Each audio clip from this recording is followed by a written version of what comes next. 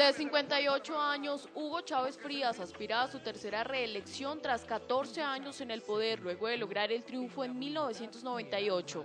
Realizó sus estudios superiores en la Academia Militar de Venezuela, donde obtuvo en 1975 el grado de subteniente y la licenciatura en Ciencias y Artes Militares. Continuó su carrera en las Fuerzas Armadas hasta ascender al grado de teniente coronel en 1990. En 1982 fundó el Movimiento Bolivariano Revolucionario. Fue comandante de la operación militar Ezequiel Zamora, que protagonizó la rebelión del 4 de febrero de 1992, con un intento de golpe contra el entonces presidente Carlos Andrés Pérez. Lamentablemente, por ahora, los objetivos que nos planteamos no fueron logrados en la ciudad capital. Es decir, nosotros acá en Caracas no logramos controlar el poder. Permaneció como prisionero militar por el delito de rebelión en la cárcel de Yare hasta 1994. Tras ser liberado, fundó el movimiento B República, al frente del cual presentó su candidatura a las elecciones presidenciales del 6 de diciembre de 1998. Chávez ha buscado consolidar la llamada revolución bolivariana, basada en la figura del libertador Simón Bolívar y en las doctrinas de Simón Rodríguez, filósofo socialista y bolivariano, que proponían un sistema político propio para Latinoamérica y la tenencia de la tierra para los campesinos, todo para lograr un nuevo socialismo. Luego de ser elegido presidente, impulsó la elección de una asamblea constituyente encargada de redactar un nuevo texto constitucional, que más tarde sería aprobado en referéndum. En julio del año 2000, Chávez fue reelecto con una amplia diferencia sobre sus adversarios. 2 años después, el 11 de abril de 2002, hubo un intento fallido de golpe de Estado contra Chávez, que mostró la fuerte polarización existente en Venezuela. En 2004 los conflictos con la oposición continuaron y se llevó a cabo un referendo para la revocatoria del mandato. Chávez salió victorioso con el 59% de los votos. A principios de diciembre de 2006, Chávez fue reelegido con un 62%, prometiendo llevar a Venezuela hacia el socialismo del siglo XXI.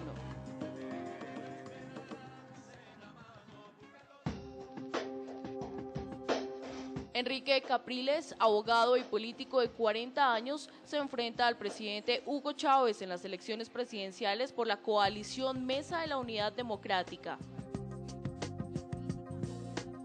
A sus 25 años fue el vicepresidente más joven del Parlamento y también fue presidente de la Cámara de Diputados en los años 1999 y 2000. En el mismo año fue electo alcalde del municipio Baruta.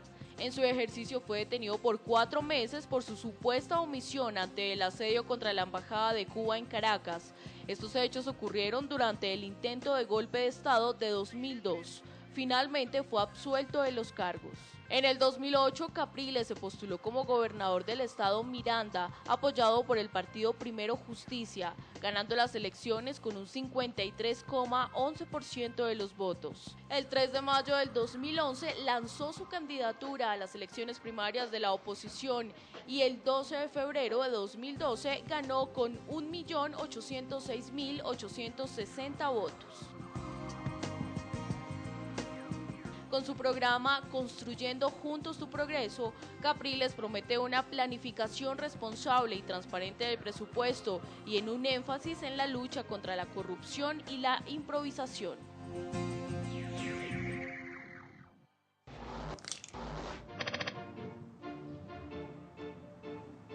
Capriles es el candidato de una oposición esta vez unificada.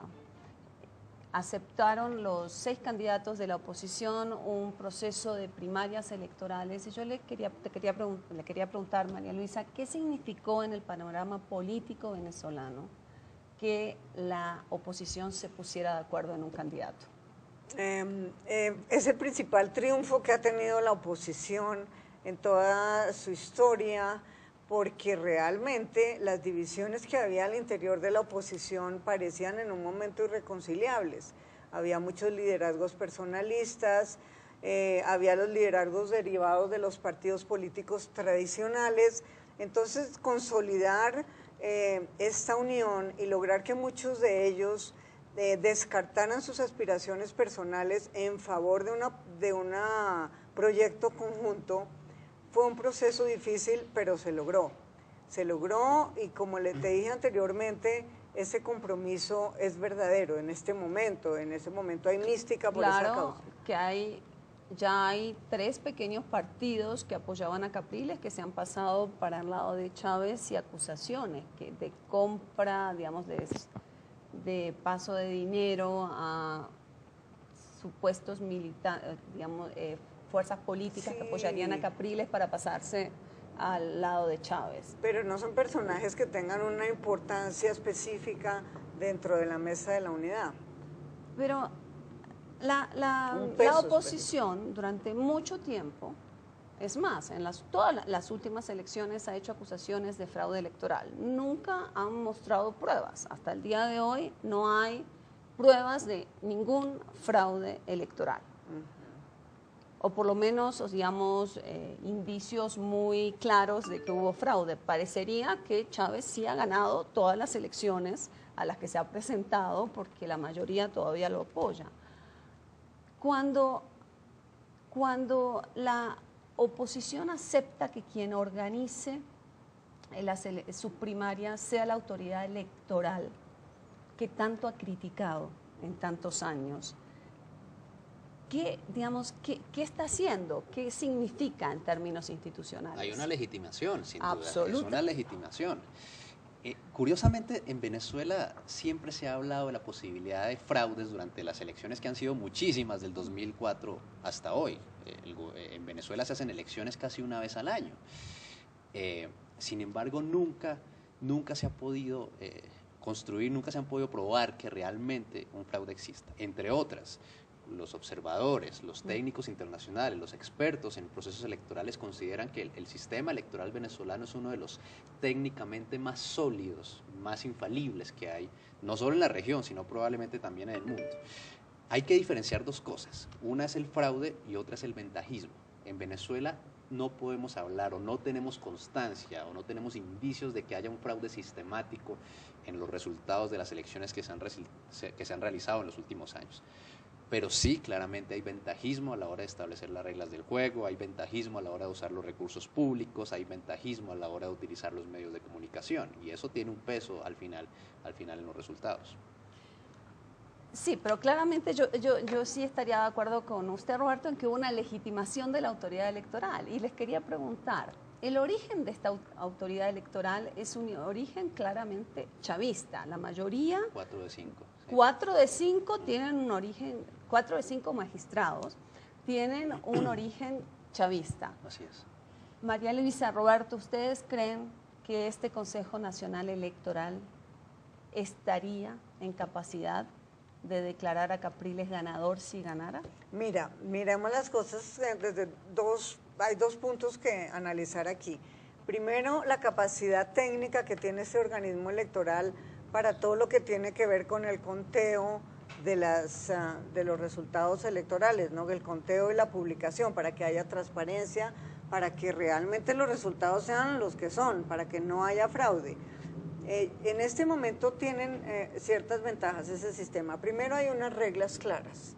Segundo, como decía Roberto, está técnicamente muy avanzado. Los sistemas de computadores que se utilizan en Venezuela son sumamente avanzados. Tercero, hay una manera de hacer una veeduría, y en eso hay que enfatizar que la oposición está sumamente bien organizada para esos efectos. En Venezuela hay muchas ONGs muy preparadas para estar listas en el día de la elección, y hay la oportunidad de que en cada una de las mesas que va a haber en las elecciones haya un observador de la oposición a la hora del conteo, y en todo momento. Entonces, tanto los sistemas como la capacidad de la oposición van a permitir hacer una buena veeduría del proceso. Que si va a ser muy difícil que haya un fraude de gran alcance que no se pueda ver, que no se pueda notar mediante una veeduría, mediante la comparación de distintas listas con resultados. Ahora, Sí, bueno, cabe recordar que en Venezuela no hay observación electoral internacional tal como la conocemos. Sí, La sí. última vez fue en las parlamentarias de 2005, cuando la oposición se retiró, pero en las que hubo antes de 2005, la observación siempre la avaló.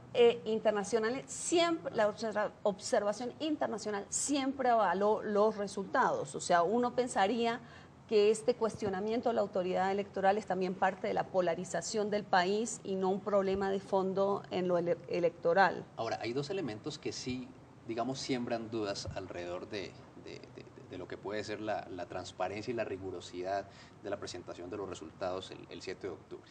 El primero, el que tú mencionabas, hoy no hay observadores, sino acompañantes. Entonces, la capacidad que tienen los organismos... Y solo nacionales. Y solo nacionales. Y la única misión de observación oficial es la de la UNASUR, que hoy en día su Secretaría General está en manos de un venezolano, que es Ali Rodríguez. No va a estar la OEA, no va a estar el Centro Cártel, que siempre estaba en las elecciones. Entonces ahí hay un elemento de duda, digamos. El segundo elemento que siempre ha generado dificultades es la forma de presentación del resultado. A diferencia de lo que ocurre en las elecciones colombianas, allá no hay gradualidad, allá no ocurre que salga un primer boletín 15 minutos después de cerradas las urnas con el 10% de la votación. Sí, pero en eso también hay acuerdo, permítame interrumpirle, la oposición también en sus primarias no quiso gradualidad de los resultados, entonces ahí no es algo que le puedan reprochar ni al chavismo ni a la autoridad electoral. Pero muy probablemente vamos a ver a esa misma oposición que aceptó esa metodología el 12 de febrero, el 7 de octubre a las 9 de la noche exigiendo que el CNE publique los resultados rápido, diciendo que los está demorando pero las reglas de juego electorales son reglas de juego, ¿verdad? O sea, si son claras y todo el mundo las aceptó. Carlos, una observación. Adicional a lo que dije anteriormente, un consejo electoral donde 4 de sus miembros son del lado chavista y solamente uno es de la oposición, seguramente para donde en el momento en que habrá problemas es si hay que resolver alguna controversia posterior. Naturalmente va a estar sesgado porque tenemos 4 de un lado y solamente uno del lado de la oposición. Ahí encuentro una falla importante.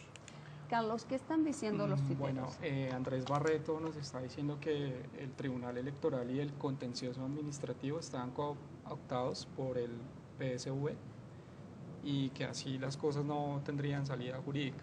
Es una de las expresiones de ellos. También nos pregunta Mayra Alexandra que si es posible con Capriles tener mayor control y menos corrupción, por ejemplo en las cárceles. Esas son de las preguntas.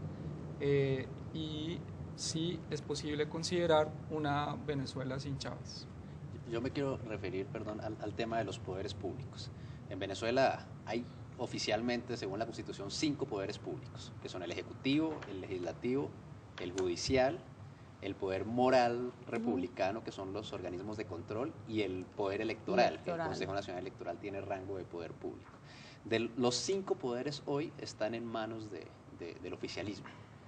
En la eventualidad de una victoria de Capriles tendríamos un gobierno que tendría a su alrededor los otros 4 poderes públicos en su contra. Esto sería un reto casi que gigantesco. Les proponemos ahora ver unas entrevistas de un simpatizante de chavista y un simpatizante de Capriles. Esa es la mejor opción que tiene Venezuela. La opción del candidato más cercano, que es Capriles, Capriles Ganoso, él representa lo que son o han sido los partidos tradicionales en nuestros países. En el caso de Venezuela, lo que ha sido Acción Democrática y la democracia cristiana comedia. Estos partidos se han unido, han rodeado pues, la campaña de Capriles, pero representan aquel modelo económico que ya ha sido superado y que ha sido demostrado en otros países como inútil y que no presta, que no desarrolla ni presta la ayuda pues, que la gente, que el pueblo necesita para superar y salir de la etapa del atraso y de la pobreza. Venezuela está en un proceso de salida de esa frustración de lo que son el modelo, instauración el vuelo neoliberal en la década de los finales de los 80 y 90.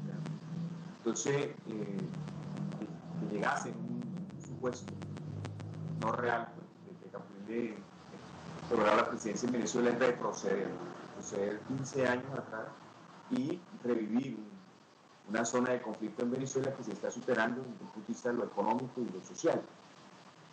Venezuela es una de las democracias más avanzadas en el mundo. Tiene un sistema electoral altamente tecnificado que permite la mayor garantía en lo que es el proceso de los resultados del día electoral. Y la campaña se ha desarrollado abiertamente. Los medios de comunicación que apoyan a Capriles Radossi cumpliendo su tarea. El presidente Chávez con sus obras de gobierno y con su liderazgo, pues también haciendo su campaña, sus convocatorias multitudinarias, llenando calles, avenidas. Los resultados de estos 13 años de Chávez en el poder, pues todos los conocemos en términos de lo que es la Venezuela de hoy en día y lo que ha sucedido y lo que está por descubrirse en el momento que, como se dice, se puedan abrir los cajones de los escritorios, lo puede hacer la nueva administración.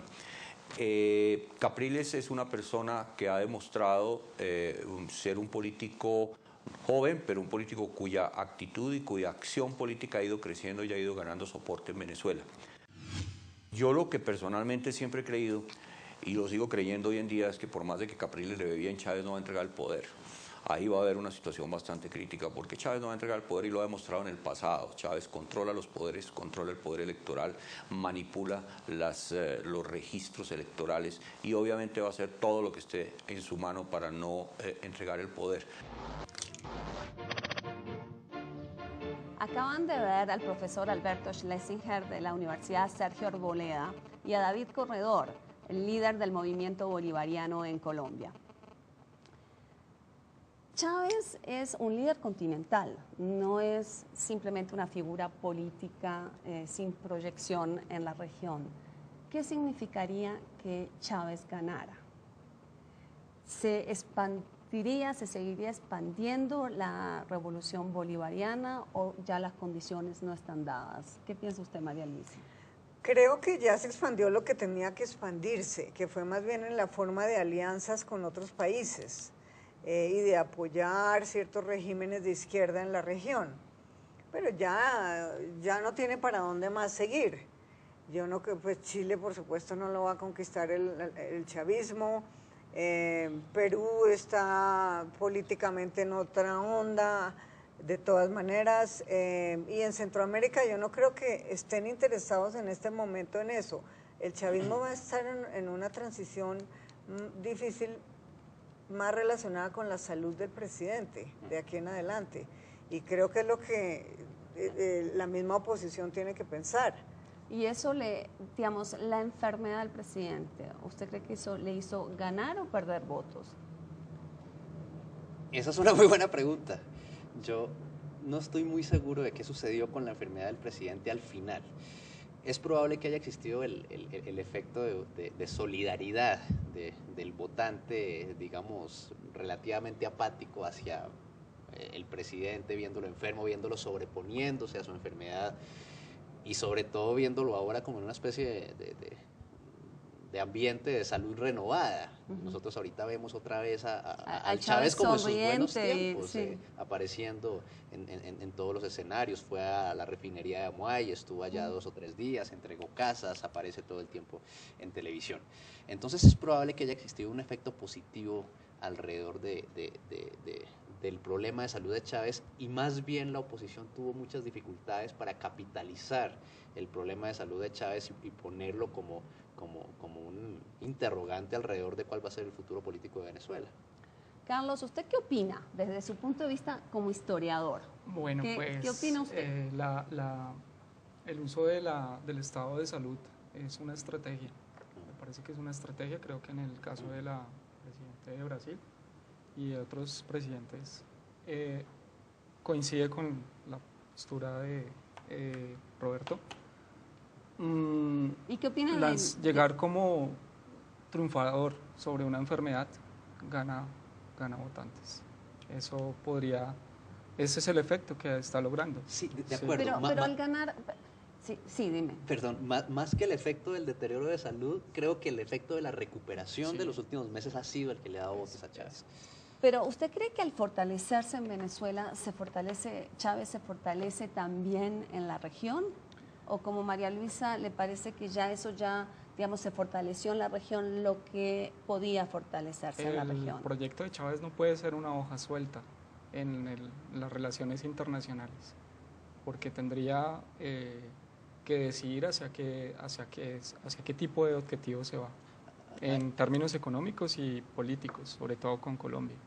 Hay un punto en el que el modelo bolivariano va a seguir, digamos, ganando peso específico en la región, y es el punto de la construcción de esa nueva institucionalidad que él ha venido desarrollando desde que llegó al poder. El ALBA, la UNASUR, que de alguna manera también es un proyecto que Venezuela compartió con Brasil en sus inicios, la CELAC, la Comunidad de Estados Latinoamericanos y el Caribe, son instituciones que el presidente Chávez y que, digamos, los regímenes cercanos al gobierno venezolano han impulsado de forma muy entusiasta, y con toda seguridad va a continuar un fortalecimiento alrededor de esos nuevos modelos en detrimento de los modelos tradicionales de integración como la OEA, la Comunidad Andina. Un último tema que quiero tratar con ustedes, y la última palabra se lo dejamos después a los tuiteros, el tema del proceso de paz. ¿Quién nos conviene? Porque en esta campaña electoral también hay en juego muchas cosas para Colombia. Eso no lo quiero decir. ¿Cómo que no? ¿Quién nos conviene para el proceso de paz, María Luisa?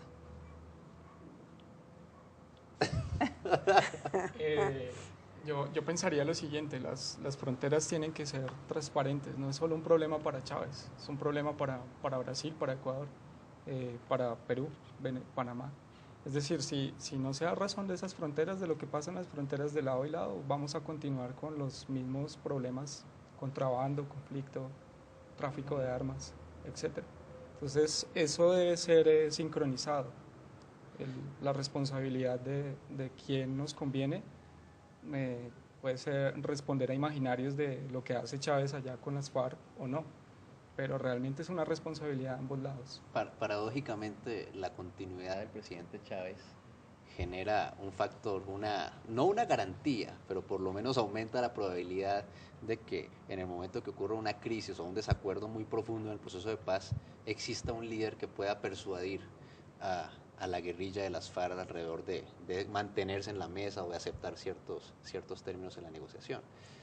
Yo no sé si eso quiere decir que nos conviene que Chávez gane, pero es un elemento que puede jugar ahí. Desde la reanudación de las relaciones con Venezuela ha habido lentamente un incremento del intercambio comercial.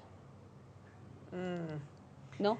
Ha habido una muy leve recuperación del intercambio comercial. El intercambio comercial está muy lejos de lo que había llegado a ser en su mejor momento, y no ha habido una recuperación a ese nivel ni remotamente. La primera pregunta que les haría es, ¿le conviene a Colombia una recuperación de esos niveles que hubo previo digamos, al conflicto diplomático con Venezuela? Y también les quería preguntar ¿quién le conviene más al empresariado colombiano? ¿Capriles o Chávez? Ojalá se recuperen los niveles de comercio. Ojalá se pudiera recuperar la institucionalidad que regía el comercio con Venezuela. Porque esa política de integración comercial que tuvimos le trajo muchos beneficios económicos a ambos países. A Colombia para venderle a Venezuela productos terminados, y Venezuela para venderle a Colombia materias primas de sus industrias, y materias primas, no petróleo, como mucha gente cree. Colombia no es compradora de petróleo de Venezuela, sino de las industrias básicas de Venezuela, que en este momento han tenido un retroceso muy grande. Entonces, la forma como encajaban las dos economías y se complementaban era ideal. Lamentablemente ya esa institucionalidad no existe. Pero fíjense que el presidente Chávez anunció que Venezuela volvería a la CAN, entonces parecería que hay algo de una voluntad de recuperar un poco de institucionalidad.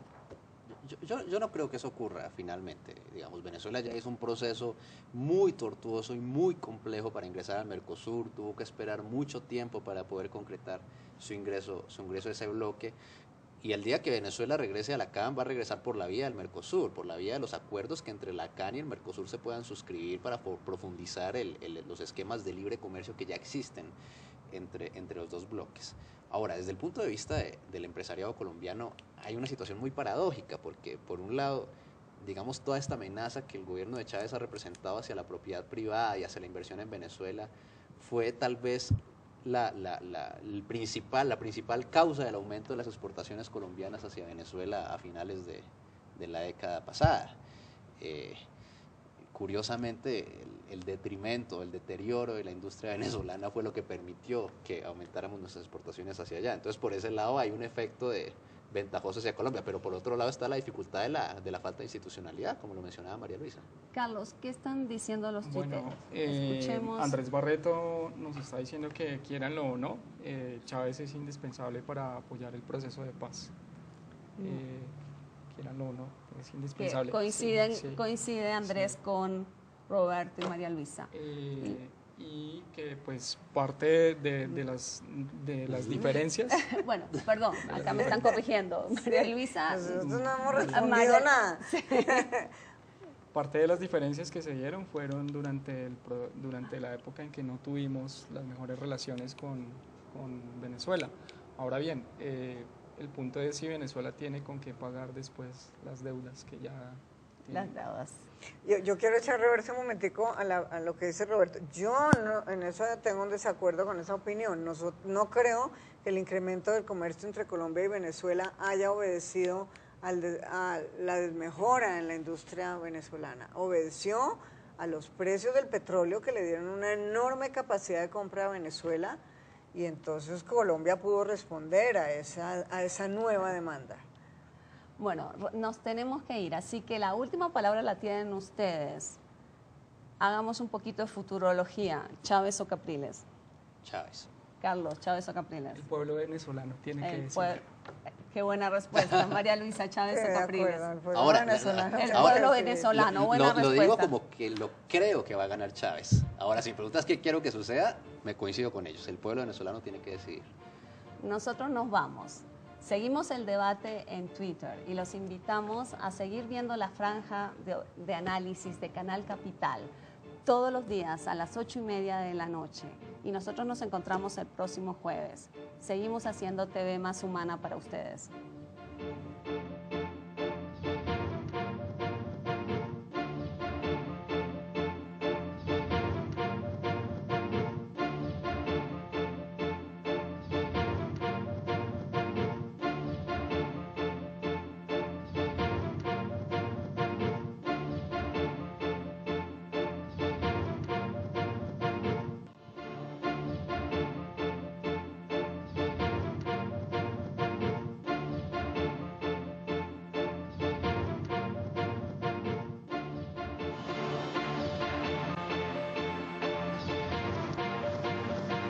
Colombia en el mundo en Colombia, con Laura Gil.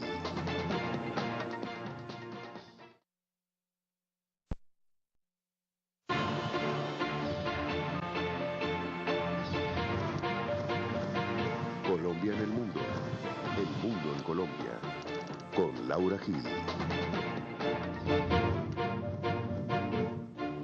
Muy buenas noches, bienvenidos a Hashtag Internacional, un programa para debatir temas de Colombia en el mundo y el mundo en Colombia.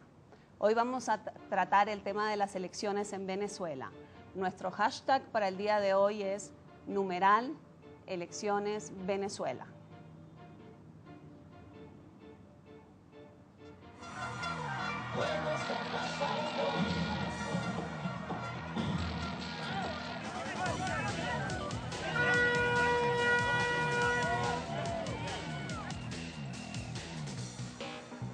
Veo un resultado donde nosotros podemos tener.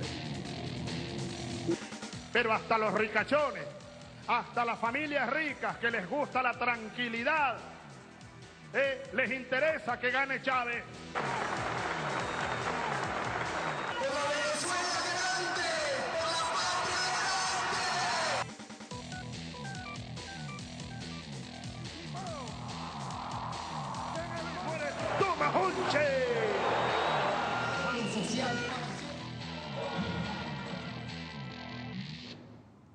Bueno, para debatir este tema, estoy aquí con María Luisa Chiappe, ex embajadora de Colombia en Venezuela y expresidente de la Cámara Colombo-Venezolana.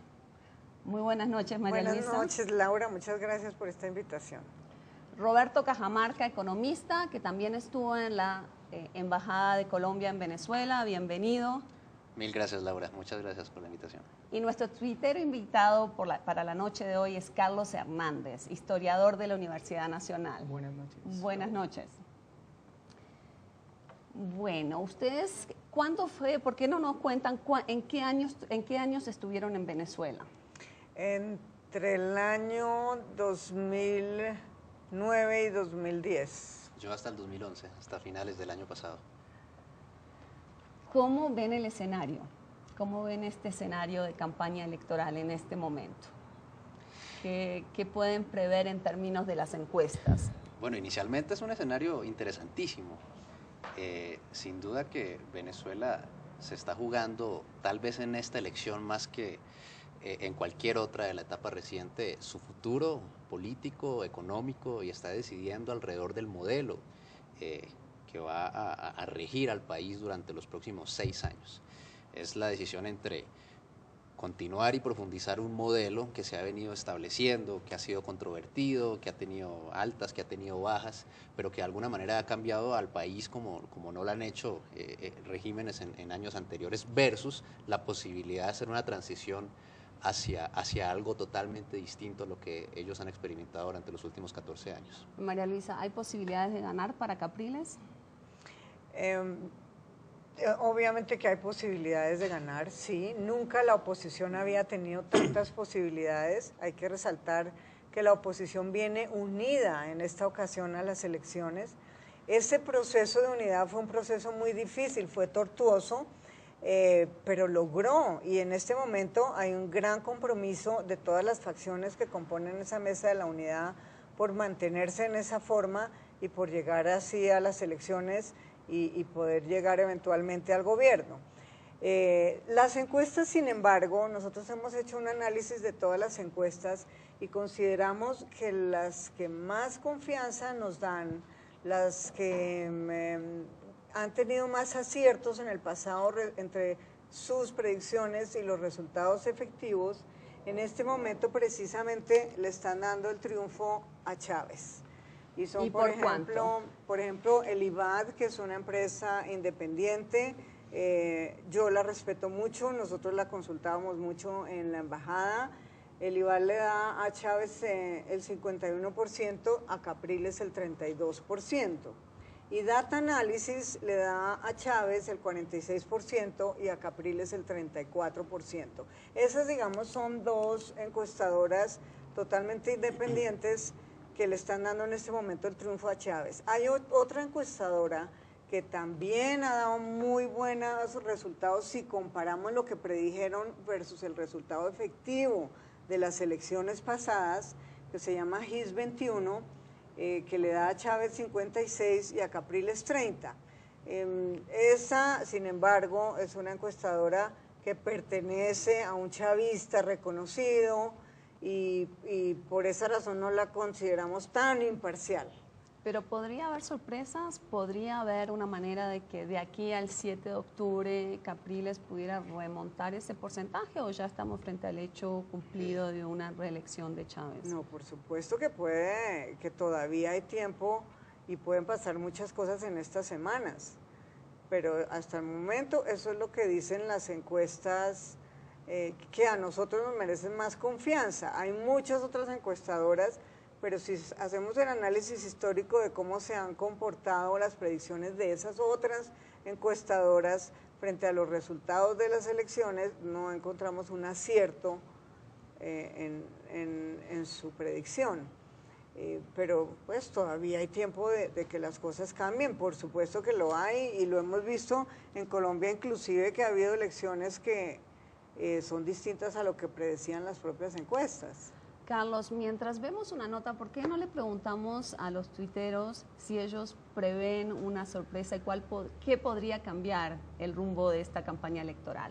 Los invito a ver una nota sobre las propuestas electorales de Hugo Chávez y Enrique Capriles.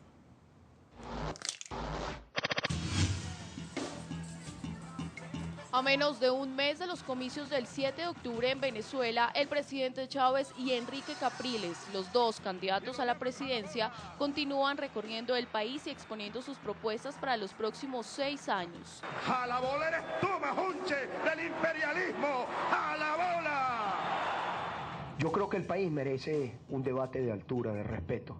La calaña de estos cifrinitos, mariconzones y fascistas. Durante la campaña presidencial, con insultos y descalificativos, el presidente Chávez se ha dirigido a Enrique Capriles. A pesar de que el candidato de la oposición aseguró no sentirse aludido, exigió respeto para lo que queda de campaña. Enrique Capriles, de la Mesa de la Unidad Democrática, expuso su plan de gobierno para los primeros 100 días si fuera elegido como presidente de Venezuela. Entre sus primeras acciones se comprometió a incrementar el salario mínimo a 2.500 bolívares fuertes de acuerdo con los índices de inflación. En materia de seguridad, quizá el más preocupante por los altos índices de homicidio, aplicará un plan de desarme y destrucción de armas ilegales, formará a 200.000 funcionarios policiales, mejorará la dotación de los cuerpos de seguridad y emprenderá un cambio radical en el sistema penitenciario del país. Capriles espera crear al menos 500 empleos al año por medio de un fondo para jóvenes y adultos mayores que permita capacitarlos para entrar al mercado laboral, con una inversión de 2.500 millones de bolívares fuertes. La política exterior de un gobierno de Capriles acabaría con la guerra política que existe entre Venezuela y Estados Unidos. Capriles aseguró que no romperá relaciones con otros países y que destinará el petróleo para mejorar la calidad de vida en el país. Venezuela no va a regalar a ningún país sus recursos. Nosotros no vamos a regalar una sola gota más de nuestro petróleo. No se lo vamos a regalar a ningún país, llámese como se llame. Hugo Chávez Frías, del Partido Socialista Unido de Venezuela, presentó los 5 objetivos de su Plan Socialista 2013-2019, con los que, asegura, convertirá al país en una potencia.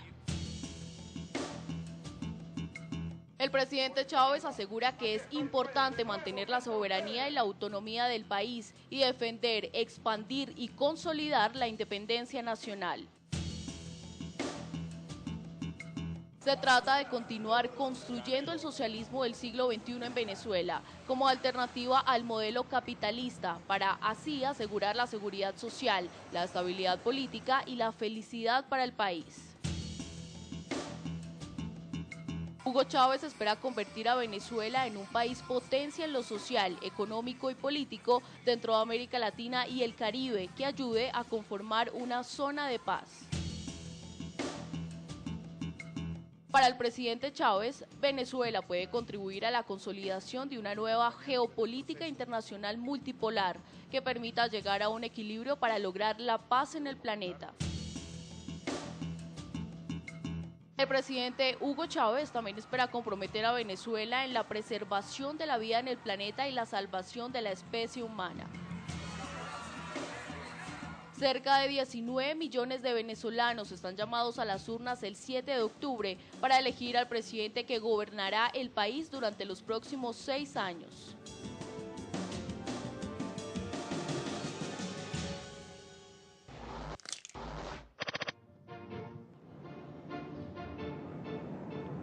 ¿Qué creen ustedes que son los temas fundamentales de esta campaña electoral?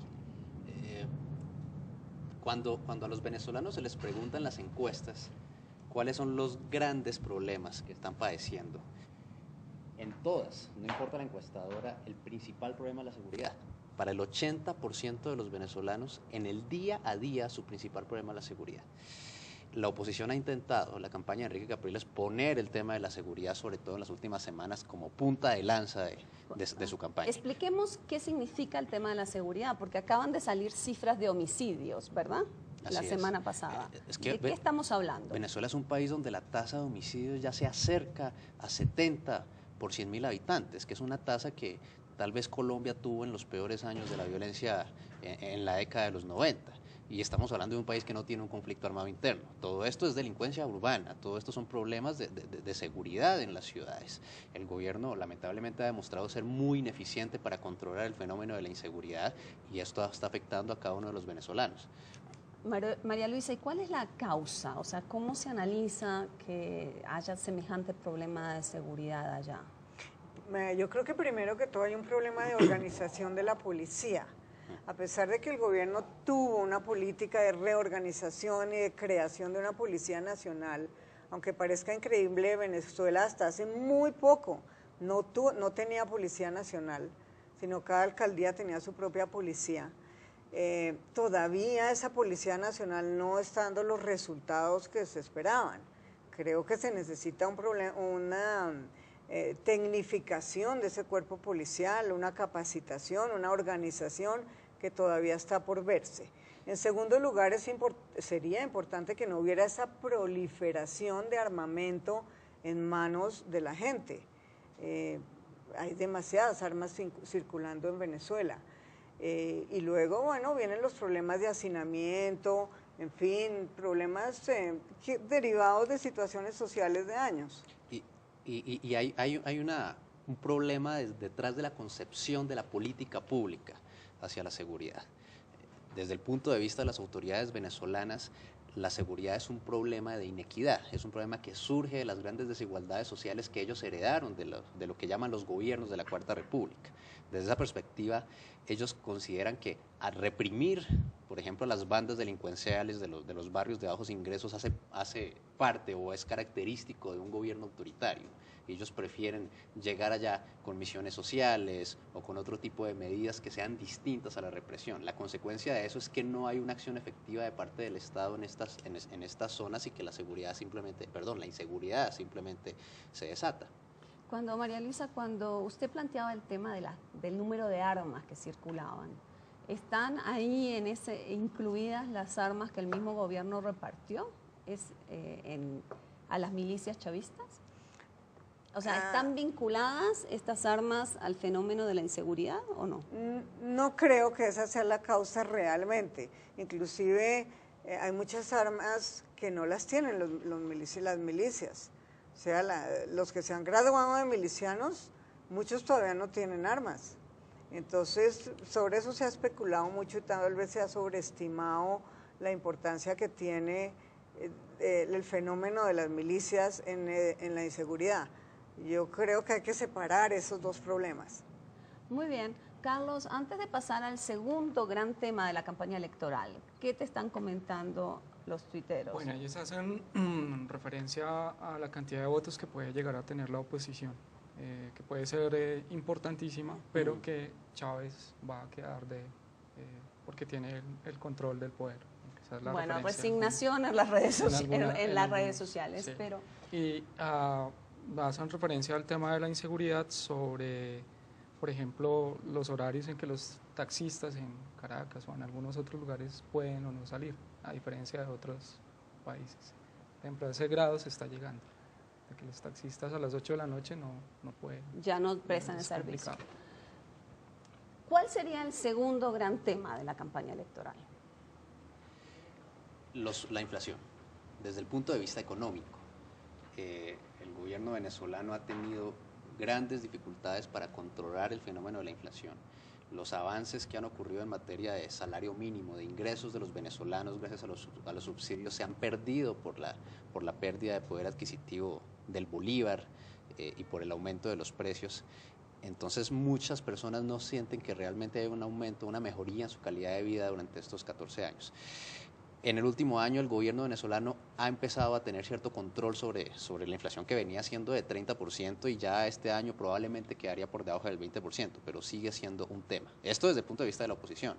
Desde el punto de vista del gobierno, el tema es el modelo. Desde el punto de vista del gobierno, el tema es quién dirige al país. Si la burguesía, digamos como la llaman ellos, o el pueblo raso, como también lo llaman.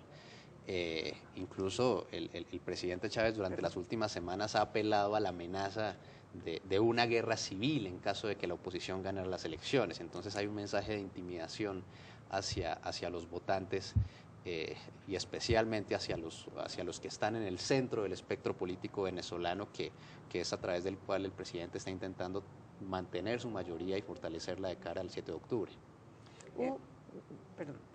Sí, realmente el gran tema de esta elección es el modelo económico y el modelo político y social. Y ese modelo, pues el modelo chavista es un modelo que se ha venido consolidando durante todos estos años del gobierno del presidente Chávez, y que es un modelo estatizante, socializante. Muchas empresas privadas en Venezuela han desaparecido.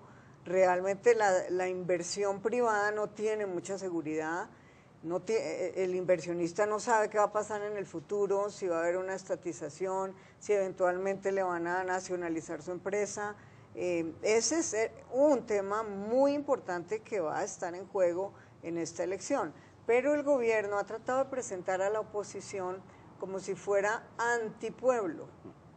Y entonces es una estrategia que ha seguido y que siempre ha estado presente en el discurso gubernamental, que me parece que no refleja la realidad de la situación venezolana. La oposición está ofreciendo también una continuidad de los programas sociales de este gobierno, y la oposición sí está ofreciendo un modelo económico diferente. Ese ha sido, perdón, Laura, ese ha sido el carácter de la revolución bolivariana desde que empezó. La revolución nace con un mensaje de dignificación sobre unas clases que estaban excluidas del modelo económico, político y social venezolano.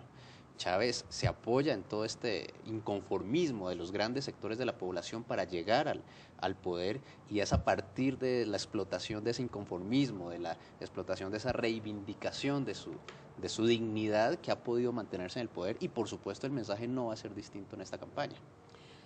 Pero, digamos, María Luisa mencionaba el tema de la falta de reglas de juego, ¿no? De que tanto el inversionista extranjero como el empresario venezolano está sometido a un cambio de regla de juego constante.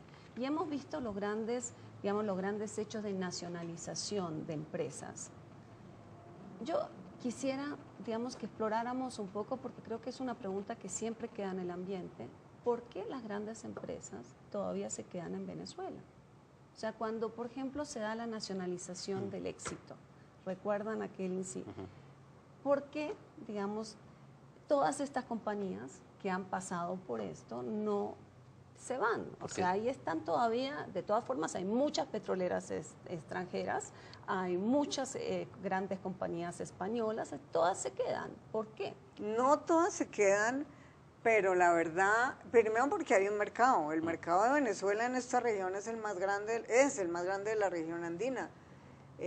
Venezuela tiene un ingreso per cápita que resulta muy atractivo para cualquier empresa. Pero la realidad es que no es que estén llegando nuevas inversiones a sectores que no sean los sectores primarios. Al sector petrolero llegan inversiones, por supuesto. Venezuela hoy en día tiene unas reservas petroleras que ameritan la inversión en ese sector, las reservas más grandes del mundo.